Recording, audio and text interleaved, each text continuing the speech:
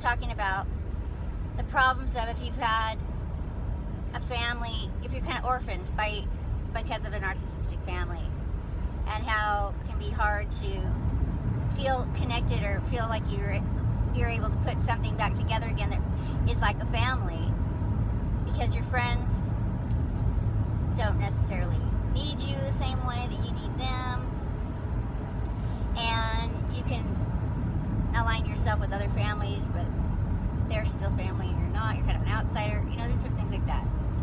But I will say now, on my way back, after spending Christmas Eve and Christmas Day with my in-laws, my husband's small family, his mom and dad, his sister and his niece, and my son and I joined them, that the intimacy of it was nice, and I felt very much part of their family. And my son and I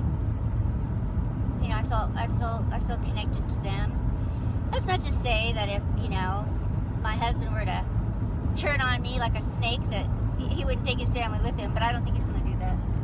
And it is true that they only met me just a few years ago and didn't know my son when he was a little kid or anything like that, and that probably if we'd been close to them when my kids were growing up, maybe things would have turned out a little bit differently. But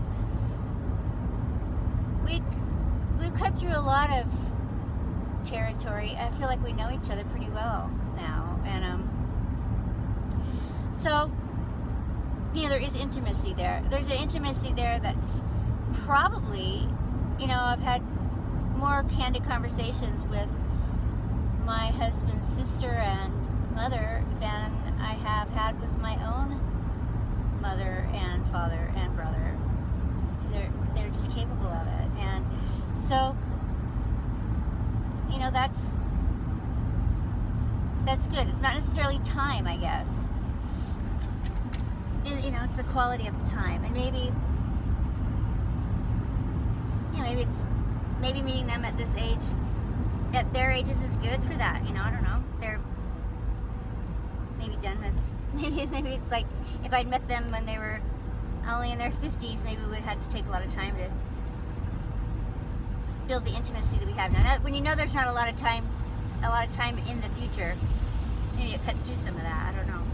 But the other thing that happened was that I met up with a cousin. I did a courageous thing. This has been a year for me of reaching out to old, people that I knew before, people that I knew in my life before,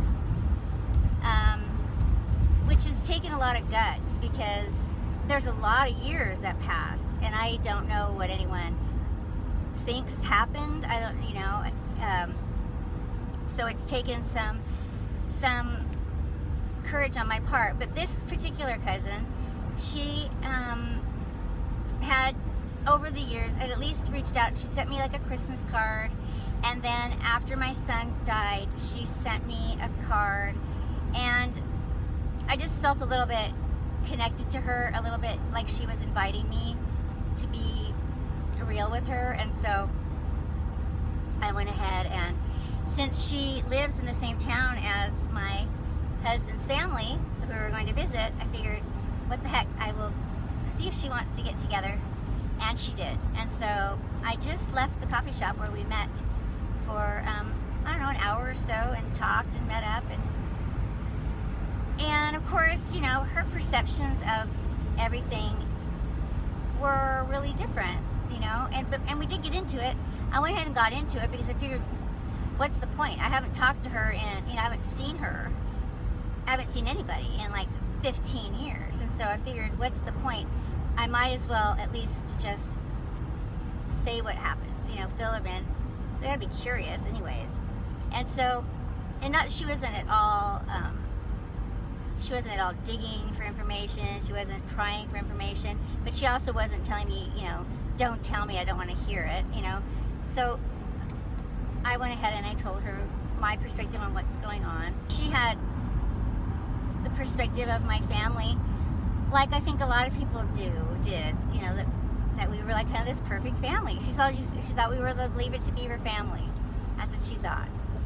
And I knew that, you know, I knew that. And she's like between my mother and me in age, closer to me, but between us in age. But she had, you know, kind of a soft spot for my mother. You know, thought of my mother as, you know, someone she remembered from childhood and all that. I was a little kid, little kid.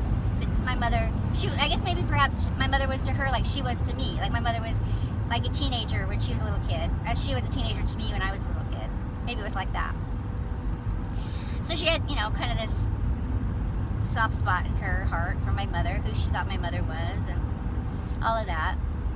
And of course, her mother had died a couple years ago. My mother was there for her through that. I don't know what that means exactly, but it was just hard for her to imagine what I was saying to her, that I didn't think my mother loved me, that kind of thing. That was hard for her to hear, hard for her to understand. She was very, very compassionate and very, very able to hear it all, able to take it all in, and non-judgmental.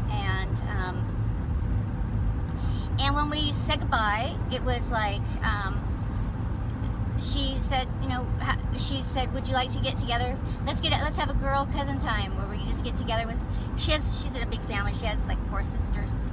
There's 4 sisters all together, 1 brother. And she said, would you ever like to get together with us and just hang out? And I was like, absolutely, I would love that. And of course, their kids now are grown-ups too, you know, so,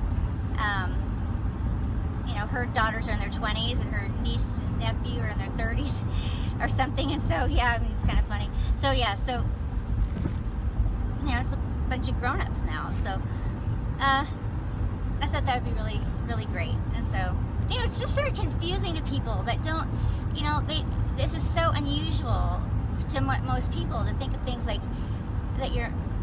For me to say that I said to her that I realized in my 30s that I hadn't really been loved very much. I felt like my grandmother had loved me, maybe a friend or 2 had loved me, but that my husband didn't love me for sure, and that I didn't think my parents or my brother were capable of it either. And that was really hard for her to hear, but she heard it, you know, she heard it. She said she'd pray that it wouldn't end that way, you know.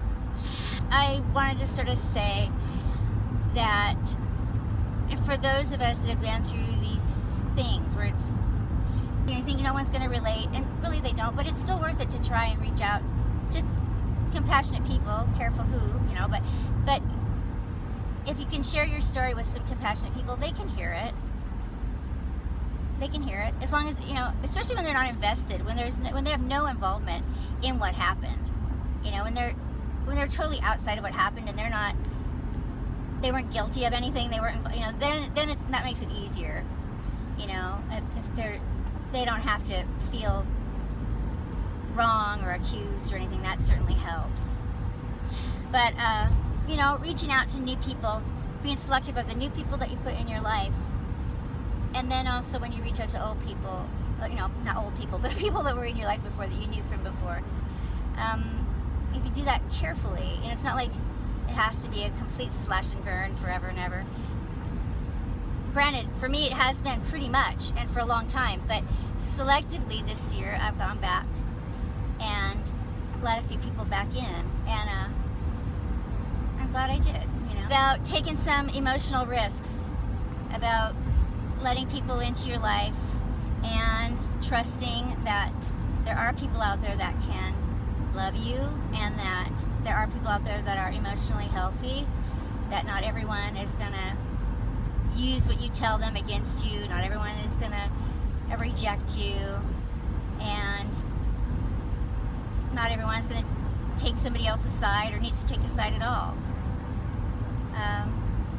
That there are good people out there, and that there is a way to sort of build some semblance of family around you. Just leave me some comments about how your holidays went. Let me know if you know, how things went, if there were some good stories or even some bad stories that you want to just vent and share about. I'd love to hear them.